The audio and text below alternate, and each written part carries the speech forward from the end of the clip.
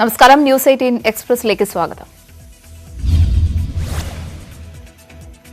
സംസ്ഥാനത്ത് കോവിഡ് വ്യാപനം അതിതീവ്രം. സർക്കാർ ഓഫീസുകളിലും വ്യാപനം രൂക്ഷം. സെക്രട്ടേറിയറ്റിൽ കോവിഡ് വ്യാപനത്തെ തുടർന്ന് ജീവനക്കാരുടെ എണ്ണം 50% സംഘടനകൾ. സെക്രട്ടേറിയറ്റ് ലൈബ്രറി അടച്ചു.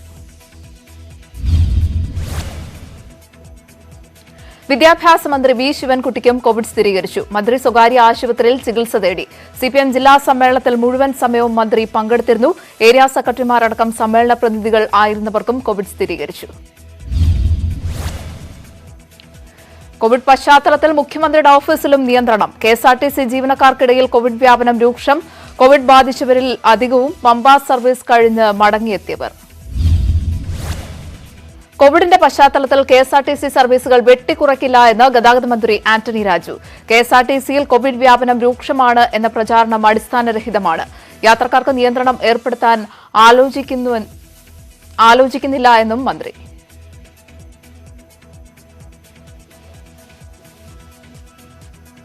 സംസ്ഥാനത്തെ ഉയർന്ന കോവിഡ് വ്യാപന നിരക്കുമായി താരതമ്യപ്പെടുത്തുമ്പോൾ കെഎസ്ആർടിസിയിൽ താരതമ്യേന കുറവാണ്. ഇത് കെഎസ്ആർടിസിയിലെ ചില ജീവനക്കാർ ബോധപൂർവം ജനങ്ങളെ കെഎസ്ആർടിസിയിൽ അകറ്റി സർവീസ് മുടക്കി അവർക്ക് ജോലി ചെയ്യാതെ ഇരിക്കാനുള്ള ബോധപൂർവമായ ശ്രമമാണ് നടത്തിക്കൊണ്ടിരിക്കുന്നത്. ഡിപ്പോകളിൽ 100-150 പേരുടെ 4-5 പേർക്ക് കോവിഡ് ആയത് കാരണം ഒരു സർവീസും മുടങ്ങേണ്ട സാഹചര്യം വന്നിട്ടില്ല. ഒരു പ്രതിസന്ധിക്കും വകയില്ല. നിയന്ത്രണമൊന്നും ഇപ്പോൾ ഏർപ്പെടുത്തേണ്ട ഒരു സാഹചര്യമില്ലെന്ന് മാത്രമല്ല, ഇപ്പൊ 50 പേരുള്ള വണ്ടിയിൽ 2, 3, 4, 5 പേർ കൂടുതൽ കയറിയാൽ അവരെ ഇറക്കി വിടുന്നൊരു പ്രവണത ശരിയല്ല.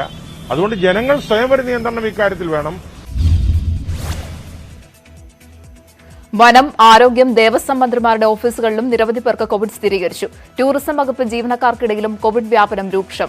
നോർക്ക സിഇഒ അടക്കമുള്ളവർക്ക് കോവിഡ്.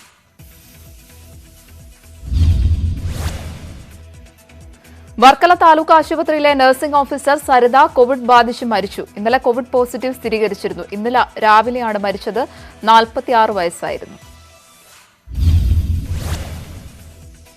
നഴ്സിംഗ് ഓഫീസറുടെ മരണത്തിൽ മന്ത്രി വീണ ജോർജ് അനുശോചനം രേഖപ്പെടുത്തി. സരിതയുടെ മരണം ആരോഗ്യവകുപ്പിന് തീരാ നഷ്ടമാണ്. സരിതയുടെ മരണത്തിൽ അതീവ ദുഃഖം രേഖപ്പെടുത്തുന്നതായും മന്ത്രി. എല്ലാവരും കൂടുതൽ ശ്രദ്ധിക്കേണ്ട സ്ഥിതിയാണ് വന്നിരിക്കുന്നത് എന്ന് ആരോഗ്യമന്ത്രി വീണ ജോർജ്. കോവിഡിനെ ആരും നിസ്സാരമായി കാണരുത്. എല്ലാവരും അതീവ ജാഗ്രത തുടരണമെന്ന് മന്ത്രി. മറ്റന്നാൾ കോവിഡ് അവലോകന യോഗം ചേരും. മുഖ്യമന്ത്രി അമേരിക്കയിൽ നിന്ന് ഓൺലൈൻ വഴി പങ്കെടുക്കും. കൂടുതൽ നിയന്ത്രണങ്ങൾക്ക് സാധ്യത. സംസ്ഥാനത്ത് 10 ദിവസം കൊണ്ട് കോവിഡ് രോഗികളുടെ എണ്ണത്തിൽ 4 ഇരട്ടി വർധന. കഴിഞ്ഞ ആഴ്ചയുമായി താരതമ്യം ചെയ്യുമ്പോൾ പുതിയ കോവിഡ് കേസുകളിൽ 60,000-ഓളമാണ് വർധന. ഇതുവരെ ഉള്ളതിലെ ഏറ്റവും ഉയർന്ന TPR ഇന്നലെ രേഖപ്പെടുത്തി. തിരുവനന്തപുരത്ത് കോവിഡ് അതിതീവ്ര വ്യാപനം. TPR 44 മുകളിൽ. കോട്ടൺ ഹിൽ സ്കൂളിലും രോഗവ്യാപനം. 20ഓളം കുട്ടികൾക്ക് കോവിഡ് സ്ഥിരീകരിച്ചു.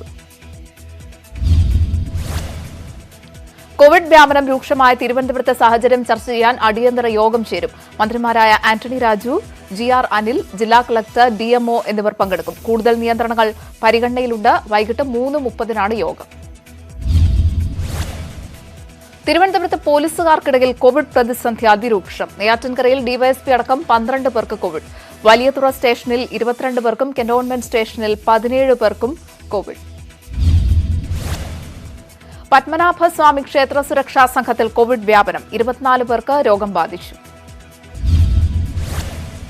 എറണാകുളത്തെ കോവിഡ് സാഹചര്യം വിലയിരുത്താൻ മന്ത്രി പി രാജീവിന്റെ നേതൃത്വത്തിൽ യോഗം ചേർന്നു. ജില്ലയിലെ ഹോട്ടലുകളിൽ ആളുകൾ കൂടുന്ന തരത്തിലുള്ള ചടങ്ങുകൾ അനുവദിക്കില്ല. എറണാകുളം ജില്ലയിൽ 5ഇടങ്ങളിൽ അടിയന്തരമായി ഡൊമിസിലറി കെയർ സെന്ററുകൾ ആരംഭിക്കും.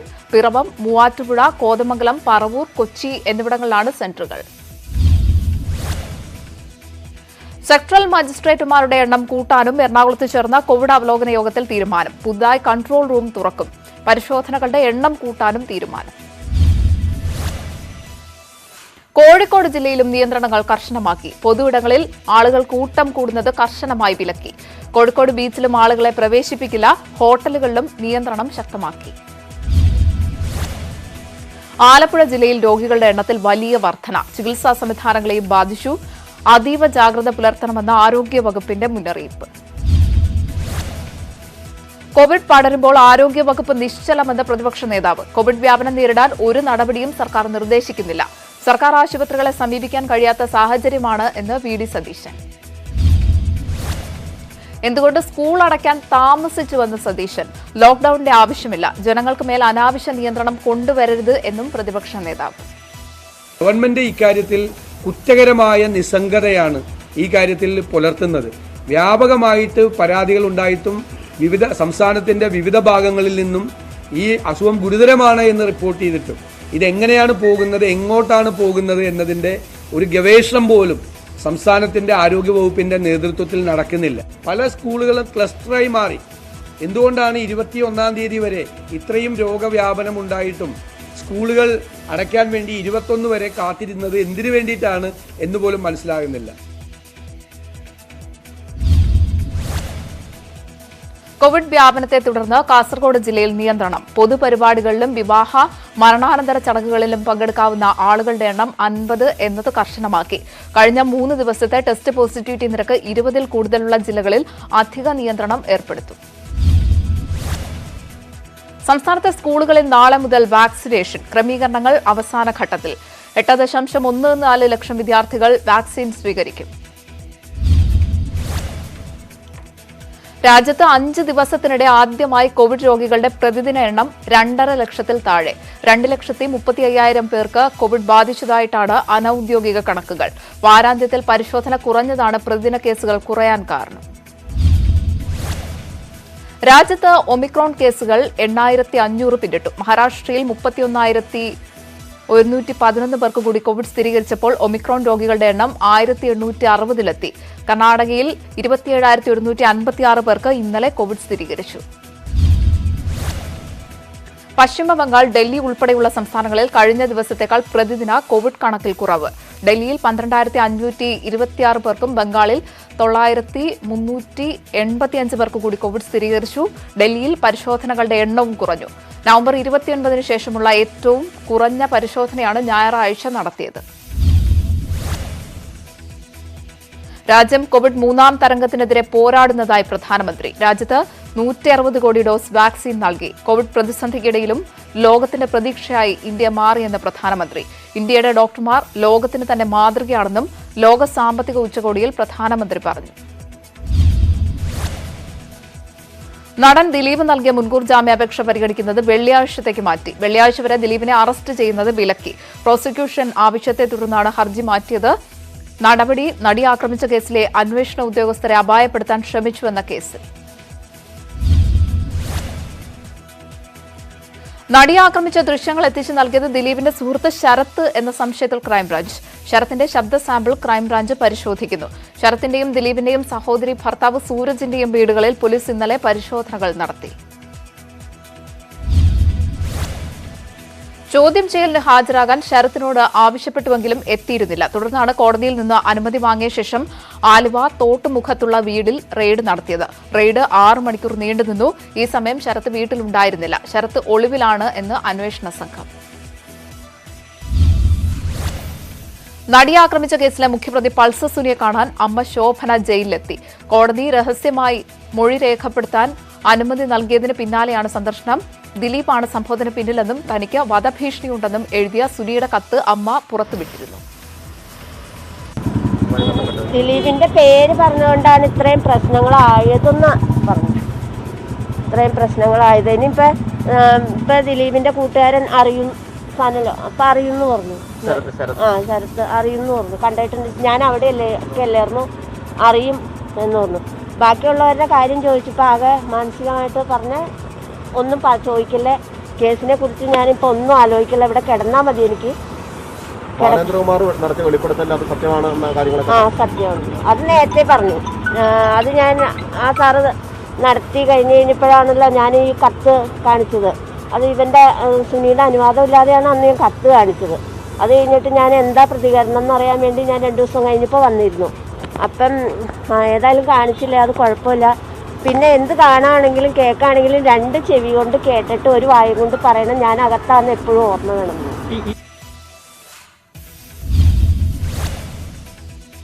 ജസ്റ്റിസ് ഹേമ കമ്മിറ്റി റിപ്പോർട്ട് സർക്കാർ പൂഴ്ത്തിവെച്ചത് എന്തിനെന്ന് പ്രതിപക്ഷ നേതാവ്. എന്തുകൊണ്ട് കമ്മിറ്റി റിപ്പോർട്ടിൽ ഇതുവരെ നടപടിയുണ്ടായില്ല? വനിതാ കമ്മീഷനും ഇക്കാര്യത്തിൽ കുറ്റക്കാരാണെന്ന് വി.ഡി. സതീശൻ. കൊല്ലം പട്ടാഴിയിൽ 17-കാരി ദുരൂഹ സാഹചര്യത്തിൽ ആത്മഹത്യ ചെയ്തു. കാമുകനുമായി ഫോണിൽ സംസാരിച്ചതിന് പിന്നാലെ വീടിനുള്ളിൽ തൂങ്ങി മരിക്കുകയായിരുന്നു. പെൺകുട്ടിയുടെ ഫോൺ പോലീസ് കസ്റ്റഡിയിലെടുത്തു. സത്നാം സിംഗ് കൊലക്കേസിൽ പിടികിട്ടാപ്പുള്ളിയായി പ്രഖ്യാപിച്ചിരുന്ന ദിലീപിനെ ക്രൈംബ്രാഞ്ച് പിടികൂടി. 2012 ഓഗസ്റ്റ് 4-ന് പേരൂർക്കട മാനസികാരോഗ്യ കേന്ദ്രത്തിലാണ് കൊലപാതകം നടന്നത്. നിരവധി തവണ വാറണ്ട് അയച്ചിട്ടും കോടതിയിൽ ഹാജരാകാത്തതിനെ തുടർന്ന് ദിലീപിനെ പിടികിട്ടാപ്പുള്ളിയായി പ്രഖ്യാപിച്ചിരുന്നു. കോൺഗ്രസിന്റെ നേതൃനിരയിൽ ന്യൂനപക്ഷ നേതാക്കൾ ഇല്ല എന്ന വിമർശനം ആവർത്തിച്ച് സിപിഎം സംസ്ഥാന സെക്രട്ടറി കോടിയേരി ബാലകൃഷ്ണൻ. ന്യൂനപക്ഷ നേതാക്കളെ കോൺഗ്രസ് ഒതുക്കിവെച്ചിരിക്കുകയാണെന്ന് കോടിയേരി. കേരളത്തിലെ കോൺഗ്രസിന് വ്യത്യസ്ത മതവിഭാഗത്തിലുള്ളവർ നേതൃത്വത്തിൽ ഉണ്ടായിരുന്നു. ആ കീഴ്വഴക്കം മാറ്റിയെന്നും കോടിയേരി. കോൺഗ്രസ് നേതൃത്വത്തിൽ ആര് വരണമെന്ന് തീരുമാനിക്കേണ്ടത് കോൺഗ്രസ് ആണെന്ന് കോടിയേരി. രാഹുൽ ഗാന്ധിക്കെതിരെയും കോടിയേരിയുടെ വിമർശനം. ഹിന്ദുക്കൾ ഇന്ത്യ ഭരിക്കണമെന്ന രാഹുൽ ഗാന്ധിയുടെ നിലപാട് മോഹൻ ഭഗവത്തിന്റെ നിലപാടാണെന്നും വിമർശനം.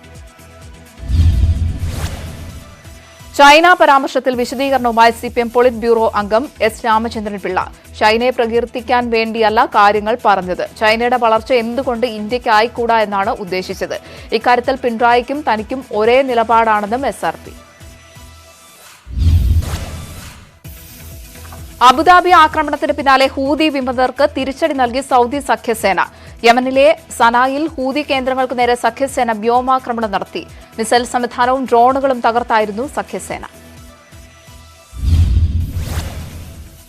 അബുദാബിയിൽ ഇന്നലെ ഡ്രോൺ ആക്രമണത്തെ തുടർന്നുണ്ടായ സ്ഫോടനത്തിൽ 12 പേർ കൊല്ലപ്പെട്ടതായി ഹൂതി വിമതർ. അബുദാബി ആക്രമണത്തെ ഐക്യരാഷ്ട്രസഭ അപലപിച്ചു. ഹൂതി ഭീകരത മേഖലയിലെ സമാധാനത്തിന് ഭീഷണിയാണെന്ന് സൗദിയും UAE. അബുദാബിയിൽ സ്ഫോടനത്തിൽ കർശന നടപടികളുമായി UAE ഭരണകൂടം. സ്ഫോടനം നടത്തിയവർക്കെതിരെ കർശന നടപടി ഉണ്ടാകുമെന്ന് UAE. ഹൂതികളുടേത് ആസൂത്രിത ആക്രമണമെന്ന് UAE. അബുദാബിയിൽ ഡ്രോൺ ആക്രമണത്തിൽ കൊല്ലപ്പെട്ട ഇന്ത്യക്കാരുടെ വിവരങ്ങൾ ശേഖരിക്കാൻ ഇന്ത്യ ശ്രമം തുടരുന്നു. UAE-യുമായി നിരന്തര സമ്പർക്കത്തിലാണെന്ന് ഇന്ത്യൻ അംബാസിഡർ സഞ്ജയ് സുധീർ. പരിക്കേറ്റ 6 പേരിൽ ഇന്ത്യക്കാരുണ്ടോ എന്ന് അറിവായിട്ടില്ല എന്നും UAE-യിലെ ഇന്ത്യൻ അംബാസിഡർ സഞ്ജയ് സുധീർ. കോട്ടയം കൊലപാതകത്തിൽ 4 പേർ കൂടി പിടിയിൽ. ഓട്ടോ ഡ്രൈവർ 8-ാം മൈൽ സ്വദേശി ബിനു പിടിയിലായി. പുൽച്ചാടി ലുതീഷ്, സുധീഷ്, കിരൺ എന്നിവരും പിടിയിലായി. ജോമോന്റെ കൂട്ടാളിയാണ് ലുതീഷ്. കോട്ടയത്ത് കൊല്ലപ്പെട്ട ഷാൻ നേരിട്ടത് ക്രൂരമായ മർദ്ദനമെന്ന് ഇൻക്വസ്റ്റ് റിപ്പോർട്ട്. ഷാനെ വിവസ്ത്രനാക്കി 3 മണിക്കൂറോളം മർദ്ദിച്ചു. ഷാന്റെ കണ്ണിൽ വിരലുകൾ കൊണ്ട് ആഞ്ഞു കുത്തിയെന്നും റിപ്പോർട്ട്. ഷാന്റെ ദേഹത്ത് മർദ്ദനത്തിന്റെ 38 അടയാളങ്ങൾ. ആക്രമിച്ചത് കാപ്പിപടി കൊണ്ടത് ജോമോന്റെ മൊഴി. മരിച്ച ഷാനെ കഞ്ചാവ് കടത്ത് കേസിൽ മുൻപ് അറസ്റ്റ് ചെയ്തതാണെന്നും പോലീസ് കണ്ടെത്തി.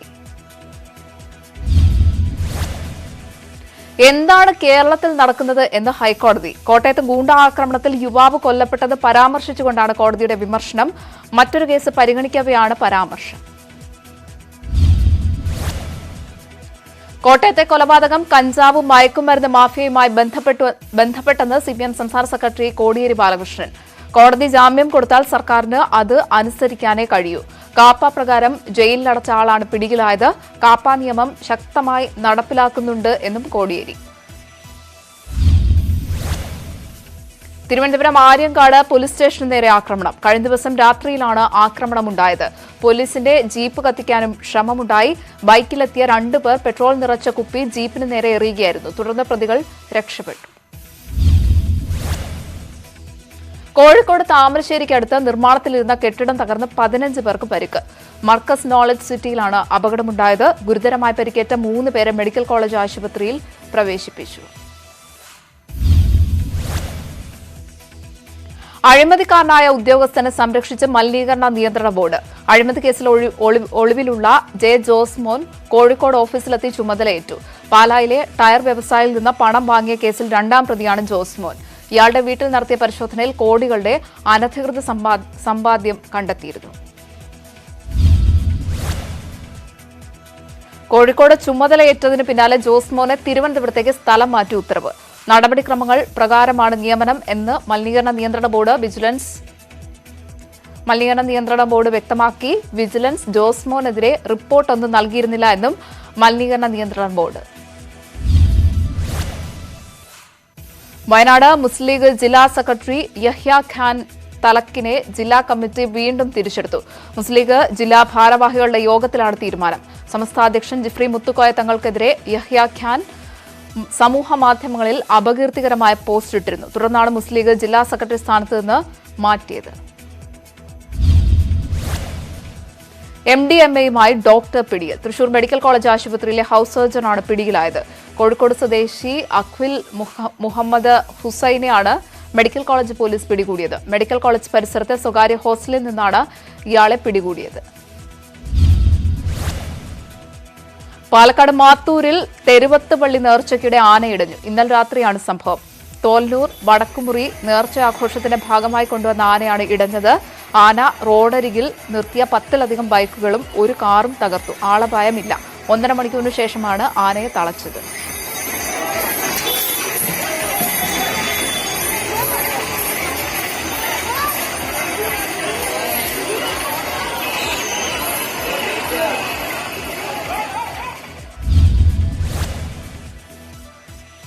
കോട്ടയത്ത് KSRTC ബസ് മറിഞ്ഞ് 16 പേർക്ക് പരിക്ക്. പുലർച്ചെ 2:15 MC റോഡിൽ അടിച്ചിറയിലാണ് അപകടം. തിരുവനന്തപുരത്ത് നിന്ന് മാട്ടുപ്പെട്ടിയിലേക്ക് പോവുകയായിരുന്ന സൂപ്പർഫാസ്റ്റ് ബസ്സാണ് അപകടത്തിൽപ്പെട്ടത്. തലസ്ഥാന ജില്ലയിലെ ആദിവാസി ഊരുകളിൽ പലതും ലഹരി മാഫിയയുടെ പിടിയിൽ. ലഹരിക്കും കൂട്ടബലാത്സംഗത്തിനും ഇരയായി വിതുര മേഖലയിൽ പല പെൺകുട്ടികളും ആത്മഹത്യ ചെയ്യുന്നു.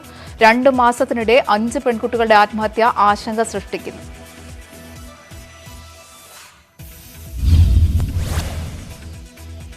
വിതുരയിൽ പുറത്തുനിന്നുള്ള മാഫിയ സംഘം ഊരുകൾക്കുള്ളിൽ സൗഹൃദം സ്ഥാപിച്ചാണ് പെൺകുട്ടികളെ കെണിയിൽപ്പെടുത്തുന്നത്. കഞ്ചാവ് ഉൾപ്പെടെ പെൺകുട്ടികൾക്ക് നൽകുന്നു. ലഹരിക്ക് അടിമയാക്കിയ ശേഷം സംഘം ചേർന്ന് ലൈംഗിക ചൂഷണത്തിന് വിധേയമാക്കുന്നു. ആത്മഹത്യ ചെയ്ത 5-ൽ 4 പേരും പ്രായപൂർത്തിയാകാത്ത പെൺകുട്ടികൾ. BJP നേതാവ് രഞ്ജിത്ത് ശ്രീനിവാസൻ വധത്തിൽ ഒരാൾ കൂടി പിടിയിൽ. SDPI Alappuzha municipal area president Sharnas ആണ് അറസ്റ്റിലായത്. കൃത്യത്തിൽ നേരിട്ട് പങ്കെടുത്ത 4 പ്രതികളെക്കുറിച്ച് യാതൊരു വിവരവും ഇല്ലാതെ ഇരുട്ടിൽ തപ്പി പോലീസ്. പത്തനംതിട്ട വടശ്ശേരിക്കരയിൽ നിന്ന് സ്ഫോടക വസ്തുക്കൾ കണ്ടെത്തി. പഴക്കം ചെന്ന 7 ജലാറ്റിൻ സ്റ്റിക്കുകളാണ് കണ്ടെത്തിയത്. പമ്പയാറിന് കുറുകെയുള്ള പേങ്ങാട് കടവ് പാലത്തിനടിയിൽ നിന്നാണ് സ്ഫോടക വസ്തുക്കൾ ലഭിച്ചത്. പോലീസ് വിശദമായ അന്വേഷണം ആരംഭിച്ചു. റിപ്പബ്ലിക് ദിന പരേഡിൽ നിന്ന് ചില സംസ്ഥാനങ്ങളുടെ നിശ്ചല ദൃശ്യങ്ങൾ ഒഴിവാക്കിയതുമായി ബന്ധപ്പെട്ട വിവാദങ്ങൾക്ക് മറുപടി നൽകി കേന്ദ്ര സർക്കാർ. ഒരു സംസ്ഥാനത്തെയും അവഗണിക്കുകയോ മനഃപൂർവ്വം ഒഴിവാക്കുകയോ ചെയ്തിട്ടില്ല. പ്രമുഖർ ഉൾപ്പെടുന്ന വിദഗ്ധ സമിതിയാണ് ടാബ്ലോകൾക്ക് അനുമതി നൽകുന്നത് എന്നും കേന്ദ്ര സർക്കാരിന്റെ വിശദീകരണം. കേരളം, തമിഴ്നാട്, ബംഗാൾ സംസ്ഥാനങ്ങളുടെ നിശ്ചല ദൃശ്യങ്ങളാണ് ഒഴിവാക്കിയത്.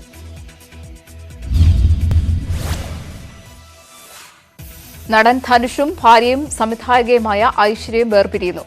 സമൂഹ മാധ്യമങ്ങളിലൂടെയാണ് ഇരുവരും ഇക്കാര്യം അറിയിച്ചത്. 18 വർഷത്തെ ഒരുമിച്ചുള്ള ജീവിതം വളർച്ചയുടെയും മനസ്സിലാക്കലിന്റെയും പൊരുത്തപ്പെടലിന്റെയുമായിരുന്നുവെന്ന പോസ്റ്റ്. എന്നാൽ പരസ്പരം വഴിപിരിയുന്ന ഒരിടത്താണ് ഇപ്പോഴെന്നും ഇരുവരും അറിയിച്ചു.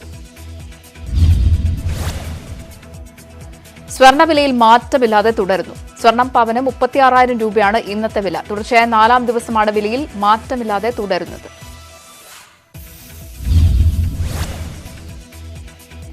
കോഴിക്കോട് പേരാമ്പ്ര അരീക്കലിൽ ബാലൻ അന്തരിച്ചു. 72 വയസ്സായിരുന്നു. റിട്ടയർഡ് CRPF ഉദ്യോഗസ്ഥനാണ്. ന്യൂസ് 18 കേരളം ടെക്നോളജി ആൻഡ് ഓപ്പറേഷൻസിലെ എക്സിക്യൂട്ടീവായ ശരത്ത് മകനാണ്.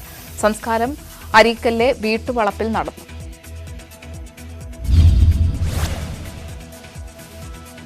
കരാട്ടയിൽ മികവ് തെളിയിച്ച സഹോദരങ്ങൾ. തിരുവനന്തപുരം വിതുര സ്വദേശി ഡയാനയും ഡാനിയലുമാണ് സംസ്ഥാന ചാമ്പ്യൻഷിപ്പിൽ യഥാക്രമം സ്വർണ്ണ മെഡലും വെങ്കലവും സ്വന്തമാക്കിയത്. തൊളിക്കോട് ആനപ്പെട്ടി സ്വദേശി രാജേഷ് ചാൾസ്, മിനി എൽദാർ ദമ്പതികളുടെ മക്കളാണ്.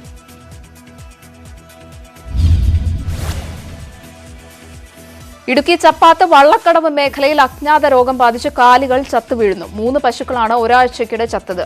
മൃഗസംരക്ഷണ വകുപ്പിന്റെ ഭാഗത്തുനിന്ന് പ്രതിരോധ മാർഗങ്ങൾ സ്വീകരിക്കുന്നില്ല എന്ന് നാട്ടുകാർ. പുനലൂർ താലൂക്ക് ആശുപത്രിയിൽ ആധുനിക സംവിധാനമുള്ള ICU ആംബുലൻസ് നാടിന് സമർപ്പിച്ചു.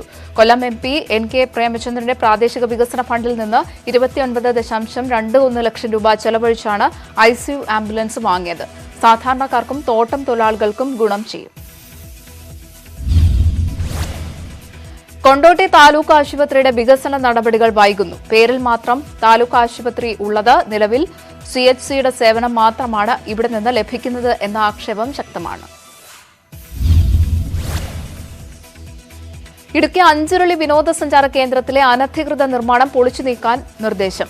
വിനോദസഞ്ചാര കേന്ദ്രത്തിലെ പാർക്കിംഗ് ഗ്രൌണ്ടിനോട് ചേർന്നാണ് സ്വകാര്യ വ്യക്തി ഭൂമി കയ്യേറി കെട്ടിടം നിർമ്മിച്ചത്.